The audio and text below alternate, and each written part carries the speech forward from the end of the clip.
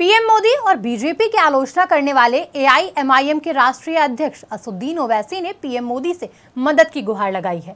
ये मदद ओवैसी ने गाजा पर हो रहे हमलों में रक्षा करने को लेकर लगाई। इस दौरान असदुद्दीन ओवैसी ने नेतन्याहू को शैतान बताया। ओवैसी ने कहा कि नेतन्याहू एक शैतान, अत्याचारी और युद्ध अपराधी है। पीएम मोदी गाजा पर हो रहे हमलों में मदद करें। हमारे वजीर आजम से कहना चाहेंगे कि मोदी जी रोको जो गाजा में जुल्म हो रहा है फलस्तीनियों पर। आपने कहा कि India stands in solidarity with the Palestinian people, तो सॉलिडारिटी दिखाओ। रोको उन लोगों को।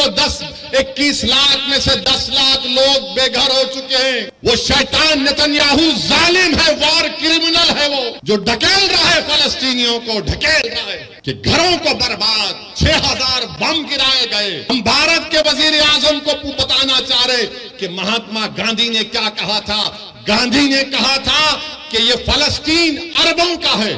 जिस तरह अंग्रेजों के लिए बर्तानिया है, फ्रेंच के लिए फ्रांस है, ये अरबों की जमीन है, ये अरबों।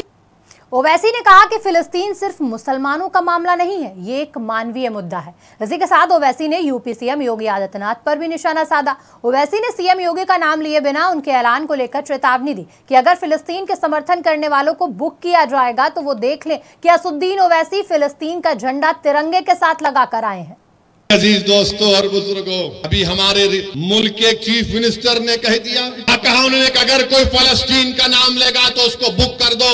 सुनो मुख्यमंत्री, मैं फलस्तीन का झंडा तिरंगे के साथ लगा के आया। मैं फलस्तीन के लिए खड़ा हूं और खड़ा रहूंगा इंशाअल्लाह ताला। फलस्तीन सिर्फ मुसलमानों का, अरबों का मसला नहीं, फलस्तीन इंसानियत का मसला है। और हम उस बाबा मुख्यमंत्री से कहना चाहेंगे, अगर आपको केस बुक करना है तो विजारत खारजा MEA पर केस बुक करना पड़ेगा। अगर कहीं यूपी में मोदी जी आ गए तो उन पर भी केस बुक करना। एआईएमआईएम के राष्ट्रीय अध्यक्ष असदुद्दीन ओवैसी से पहले कांग्रेस ने इजराइल हमलों की निंदा करते हुए फिलिस्तीन के अधिकारों के लिए समर्थन जाहिर किया था और अब ओवैसी ने फिलिस्तीनियों को अपना समर्थन दिया था।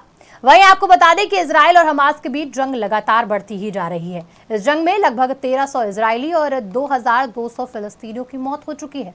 वहीं अब इजरायली सेना हमास के आतंकियों के ठिकानों को नष्ट करने के लिए गाजा में एक बड़े जमीनी हमले की तैयारी कर रही है, जिसके लिए फिलिस्तीन के आम नागरिकों को क्षेत्र से दूर जाने का भी आग्रह किया गया है। इजराइल ने दावा किया है कि हमास ने हमले के दौरान इन लोगों को पकड़ लिया है और अब इजराइल बड़े ऑपरेशन की तैयारी में है। फिलहाल इस खबर में इतना ही। देश दुनिया की तमाम बड़ी खबरों के लिए देखते रहिए आज की खबर।